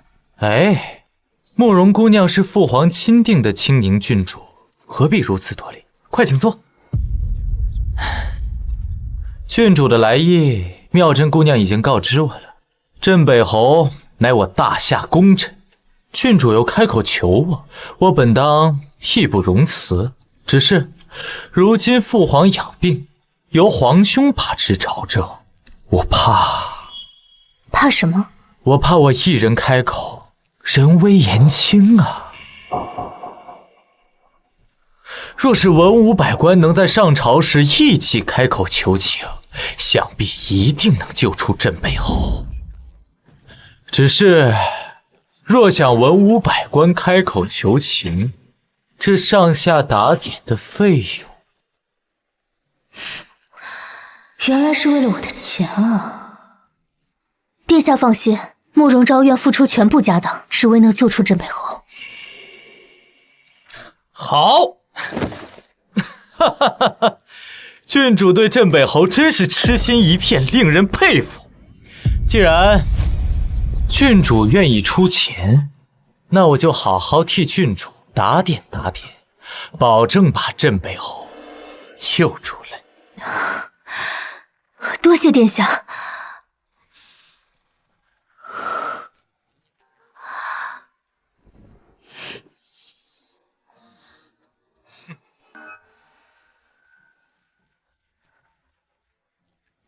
殿下，臣女先行告退，回去筹钱。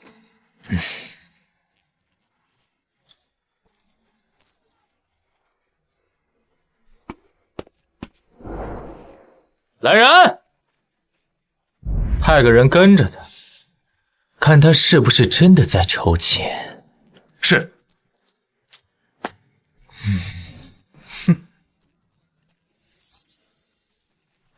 没想到你倒挺有本事，不仅算到了慕容昭会为了男人不顾一切，还想到了在茶里下毒的妙计。奴家只是顺水推舟而已，能成功那是因为殿下是真龙天子，鸿福齐天。哈哈哈哈，说得好！你帮了本王这么大的忙，想本王怎么赏你啊？妙真能够帮到殿下，是妙真的荣幸。奴家只愿能够常伴在殿下的身边。等本王登基之后，后宫少不了你一个位置。多谢殿下，哦不，多谢陛下。哈哈哈哈哈哈！这个还有这个，都快点搬啊！快点儿！昭儿，你这要做什么呀？难道要把我慕容府给搬空吗？父亲，北辰现在危在旦夕，我必须要救他。哎呀，他无照入侵已是死罪，你拿我们的家当去救他，难道要把我们当成同党不成？父亲，小北辰是我的救命恩人，在我心里早已认定他。生同他，死同穴，别说是万贯家财，就算是要女儿的性命也没有关系。你，哎呀！都快点，继续搬啊！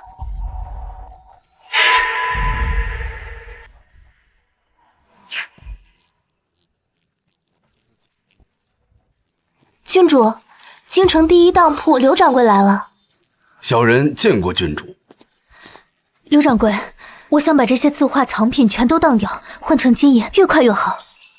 哦，还有这些地契房契也全都当掉。这些藏品数目巨大，价值连城，郡主当真要卖？不错。那小人马上去为郡主筹获金银。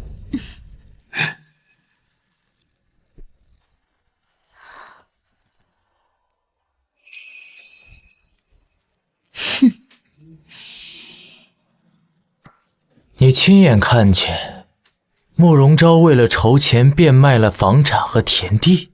是，属下亲眼所见，而且郡主和他父亲为此还大吵了一架，他的父亲都被气病倒了。好，很好，看来这镇北侯真是慕容昭的死穴。去，让沈破浪给我把镇北侯带过来。是。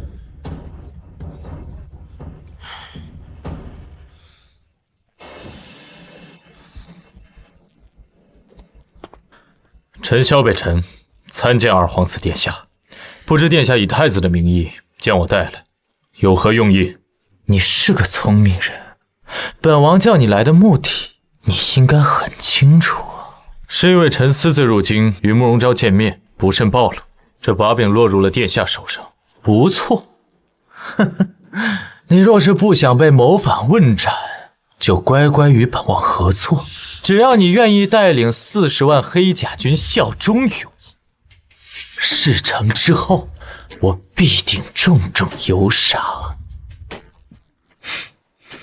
我萧北辰只听命于大夏皇帝陛下一人，若没有其他事，臣告辞了。镇北侯，我劝你三思啊！你要是就这么走出去了，你那心心念念的慕容昭姑娘可就彻底没救了。殿下什么意思？今日慕容昭来时饮下了一日断肠散，没有我的解药，他必死无疑。陆景玉，昭儿若有不幸，你必死。天王老子也保不住你！放肆！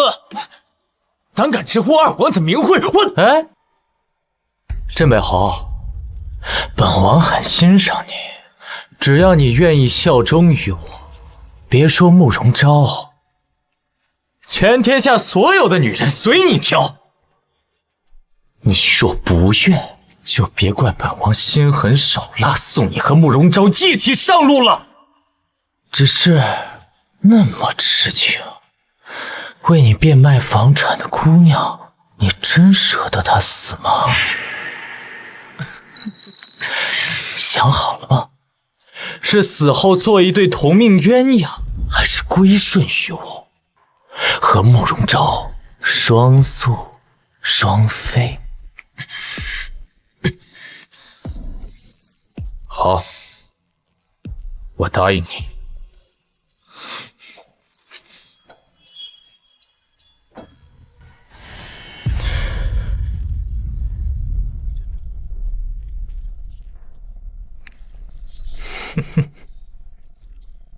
殿下，我临时变卖家产，暂时凑出了7000万两白银，求殿下救出小北辰，事成之后必有重谢。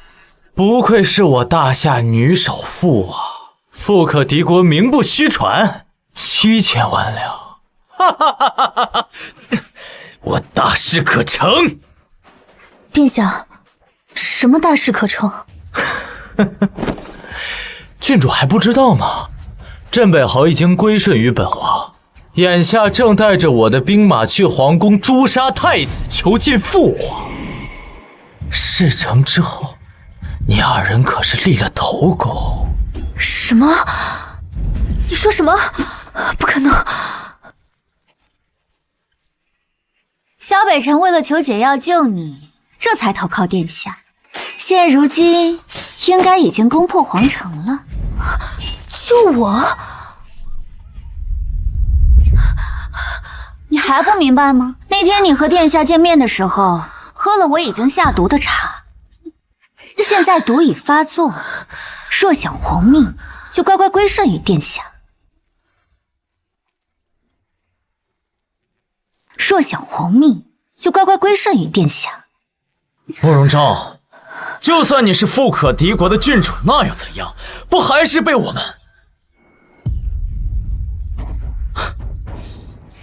们殿下玩弄于股掌之中呢？哼，慕容姑娘，别担心，只要你乖乖听我的吩咐，本王就赐你解药，保你无碍。殿下，你把自己手上的兵马都给了萧北辰，让他带人去刺杀太子。你可知那些兵马究竟去了何处？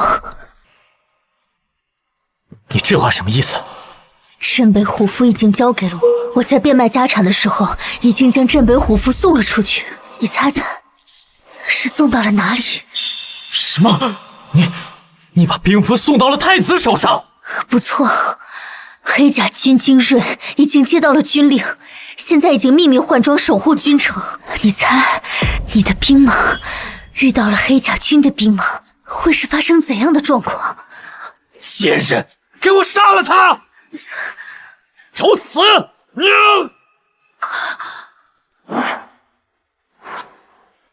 住手！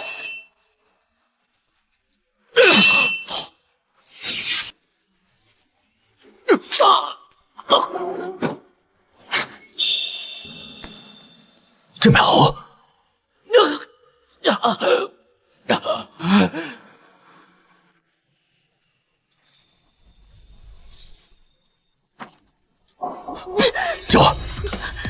昭儿，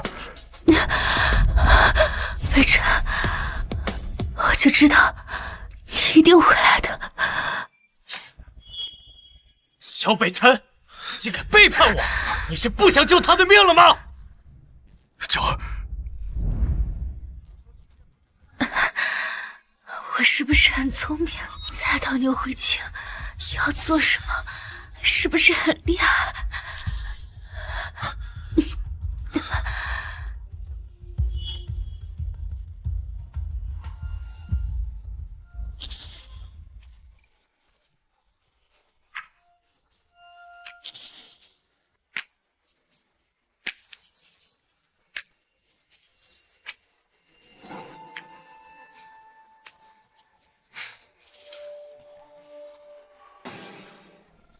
昭儿，你放心，我一定会找到解药救你。解药在哪儿？哈哈哈哈哈！要想救他，你就乖乖为本王去杀了太子，否则我死了也得拉他一起陪葬。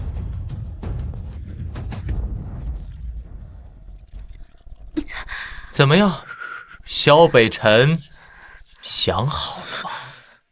是归顺于本王，和他双宿双飞，这儿，还是看着你心爱的女人死在你的怀里？这是最后的机会了。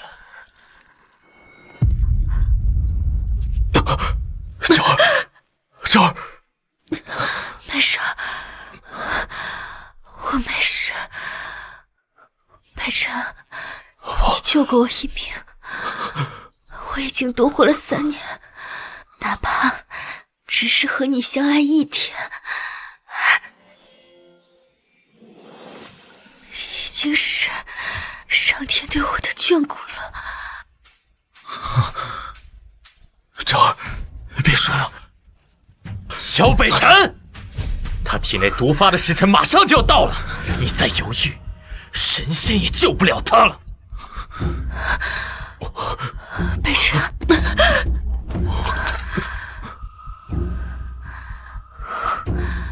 北辰，你还记不记得我父亲问你的那个选择吗？你说天下苍生于我，你说你会选苍生，你要记住这句话。毕竟我爱的男人可是大夏的镇北侯。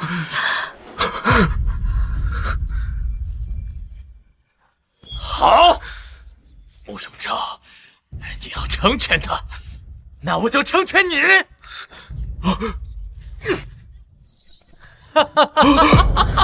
不！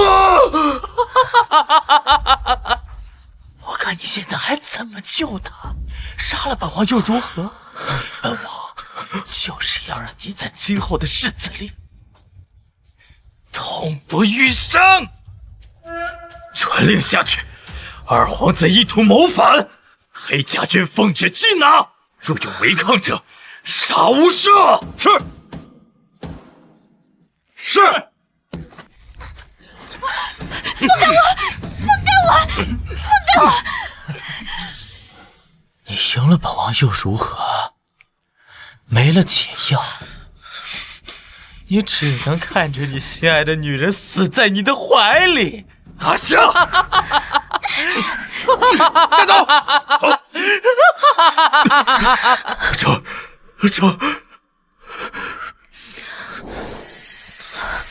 昭儿，本王，我滚开！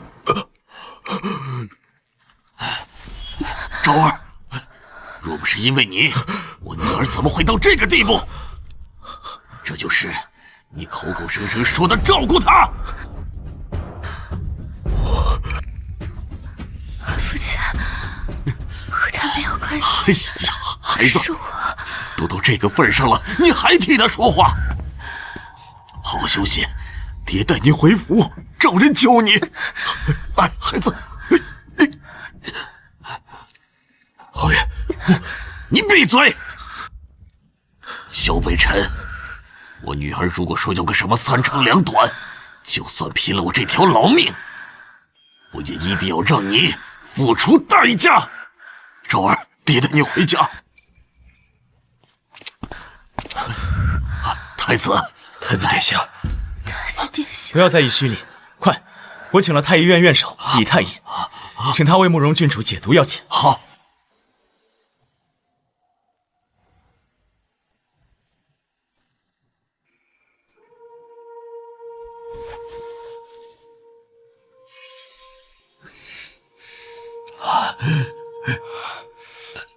回禀殿下，郡主所中之毒，毒性霸道，下官也只能暂时压制郡主体内毒素，拖延1日。至于解毒，属下官才疏学浅，无能为力。李太医，难道连你都解不了郡主所中之毒吗？回殿下，若论解毒之术，太医院先前的柳太医乃是天下第一。若是他还在，郡主的毒必然能解。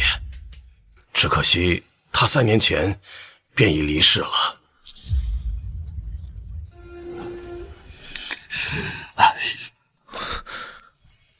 为什么会这样？太医，我女儿她……侯爷，郡主毒发最晚不会超过今晚，侯爷还是早为郡主做准备吧。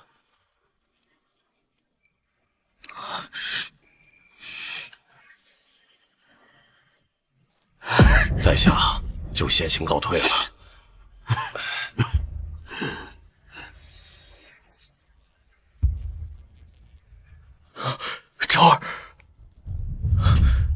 昭儿，你醒了。太医说了，只要你好好休养几日，便能痊愈。太医说的话我都听见了，你不用哄我开心。不会的，不会的，一定会有办法的。如果真的不能把你留下，那我就陪你一起走。堂堂真背后，说话怎么还跟小孩子一样？不，对大夏，对苍生，为仁至义尽。接下来我要做的就是陪着你，哪怕是黄泉路上，我也陪你一起走。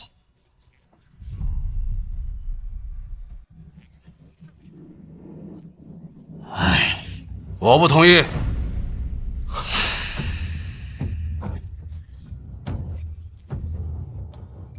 我不同意。祖母，爹，你们怎么来了？我们再不来，萧家就断后了。不要乱发脾气，北辰啊。二皇子谋反，这么大的事情，你也跟家里说一声。之前半斤催你几次，催你回家定亲，你也不肯，是不是？这次忙完之后，又要不打声招呼就回去了。是。哎呦，这再忙也得成家立业呀。你看，这是我和你爹给你定的柳姑娘柳芷若。她温柔贤惠，知书达理。等你回北地之前，和她成亲，也了却我和你爹的一片心意呀。不瞒祖母，我已有心上人，此生我非她不娶。你起来吧，萧北辰，你好啊！嘴里边口口声声说非我家昭儿不娶，这背地里竟让侯府为你另找他人成亲。伯父，这是个误会，我真的不知道我家里私底下给我定了亲事。北辰，这到底是怎么回事？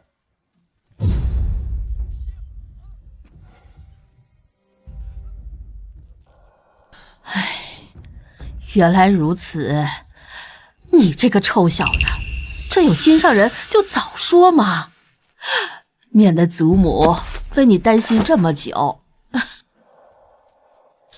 好了，你们萧家到底是要娶还是要定亲，请外边说去，不要在屋里边打扰我女儿。趁她毒发之前，让我好好陪陪她。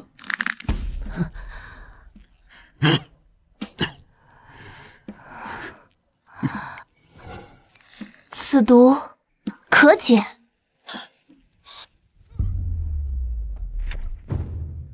此毒可解。你说什么？刘姑娘，你说的是真的吗？我祖父生前是太医，我自幼跟在他身前学习驱毒之术。刘，你就是李太医所说解毒圣手柳太医的孙女？没错，她就是柳太医的孙女。我和你祖母担心战场上刀枪无眼，容易受伤，所以才为你求娶了这样一个懂医术的柳姑娘。求柳姑娘为昭儿解毒，只要昭儿能够解毒，我萧北辰赴汤蹈火，万死不辞。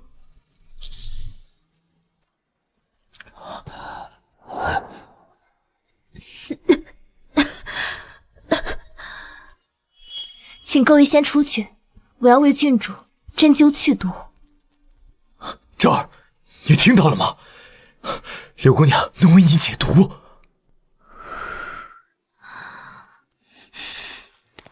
哎呀，如果这位柳姑娘真能救下昭儿，本侯可以对你既往不咎。不过你需要答应本侯一个条件。侯爷尽管吩咐。从今以后，你与我家昭儿不能再有任何瓜葛，永不相见。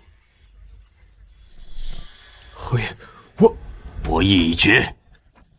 待昭儿痊愈之后，就请陛下为他选一个可靠安稳的郎君赐婚。你若是真心对他，就不要再去找他。北辰，慕容侯爷说的有道理。既然他已经决定要去为郡主求婚，那你更要注意分寸，听爹的话，回去之后跟柳姑娘拜堂成亲。柳姑娘，我女儿怎么样了？柳姑娘，昭儿怎么样了？郡主的毒我已经解了，她现在已经醒过来，只要这几日多加休息，身体并无大碍。好啊，多谢柳姑娘救命之恩。柳姑娘，感谢你救了我家昭儿啊！我慕容楚日后定当重谢。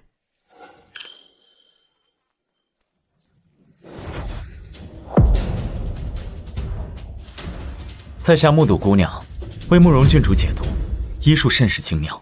实不相瞒，家父近日卧病在床，在下内心焦虑，这才上前冒昧打扰姑娘。不知能否请姑娘帮忙诊治？治病救人乃是医者本分，公子请带路。请。昭儿，感觉怎么样啊？女儿感觉好多了。昭儿，我……小北辰，别忘了刚才你都答应了我些什么。更何况，既然你与那柳家姑娘在父母之命下定了婚约，更得洁身自好，不要毁了我家女儿的名声啊！爹，好了，你休息。来人，准备马车软榻，带郡主回府。还没找到那个逆子吗？老爷，小侯爷还未曾。哎，老爷，快看，是小侯爷！乖孙儿，你这几日好像失魂落魄一样，可吓死祖母了。是孙儿不孝，让祖母担心了。北辰，既然慕容侯爷已经要为郡主请陛下赐婚，另择良配，你又何必强求呢？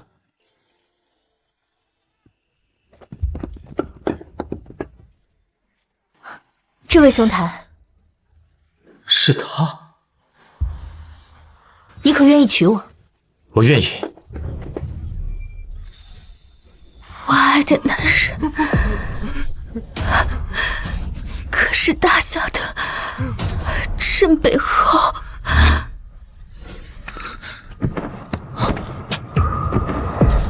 芷若见过镇北侯。柳姑娘，多谢柳姑娘救了昭儿。柳姑娘容貌品德皆是世间良配，只是萧某心中已有意中人，不敢高攀。小侯爷，我此次前来其实是为了……侯爷，不好了！侯爷，陛下的赐婚圣旨到了。什么？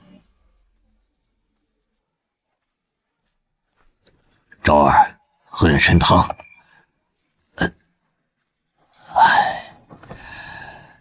昭儿，你这是心里还在怨我啊？爹知道你喜欢萧家那小子，可是你想过没有？倘若当日你若是真的，你让爹死后该怎么跟你娘交代呀？更何况，那柳姑娘对你有救命之恩，现在萧家的侯爷想让那柳姑娘嫁给萧北辰，难道你真的要和自己的救命恩人抢亲不成？唉，爹知道你心里不舒服，可这便是无常人生啊！爹做这些都是为了你好，昭儿，忘了他吧。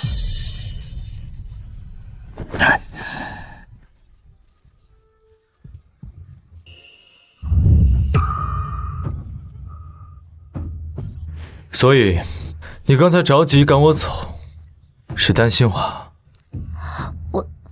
你可愿意娶我？我愿意。不，对大夏，对苍生，我已仁至义尽。接下来我要做的就是陪着你，哪怕是黄泉路上，我也陪你一起走。小姐，小姐，陛下的赐婚圣旨到了。什么？这定是父亲去向陛下为我和柳姑娘赐的婚，这可怎么办？其实今日是我北辰对不起姑娘，我定会向陛下言明，不损姑娘清誉。哎，萧北辰！哎呦，算了，愿你们有情人终成眷属。定是父亲去向陛下求的赐婚旨意，想让我彻底断了这份心思。哎，小姐你去哪儿？小姐！是啊，老爷不好了，小姐跑了！什么？快追！来人，把那个逆子给我抓回来！是。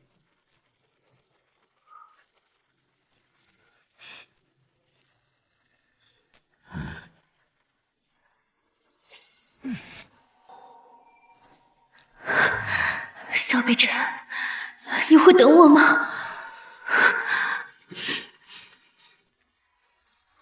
慕容昭，我只想和你在一起。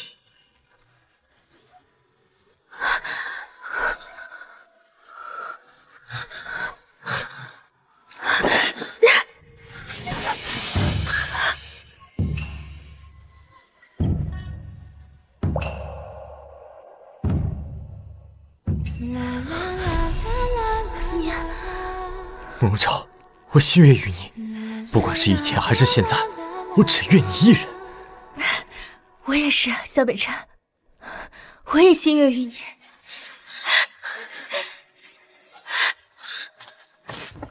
北辰，你可知自己在做什么？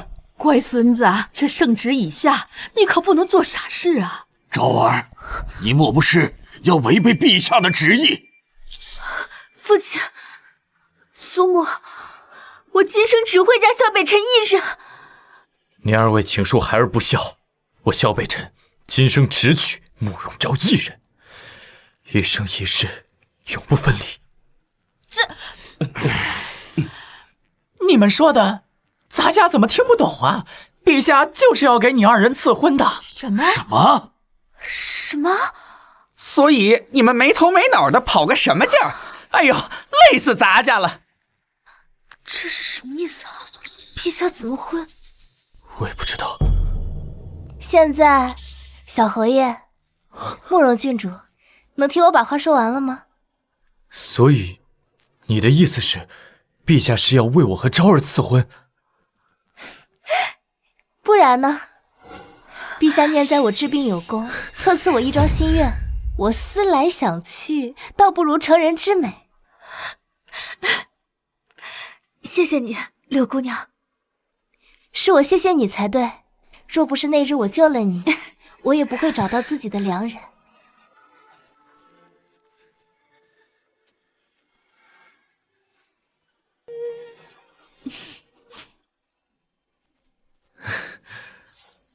奉天承运皇帝诏此有富民侯之女清宁郡主慕容昭，玉秀名门柔家端惠，镇北侯府萧北辰，英武卓绝，忠勇贯日，二人德才相匹，门当户对，实乃天作之合。特赐婚于二卿，择吉日完婚，钦此。唯愿岁岁相守，与卿永不相离。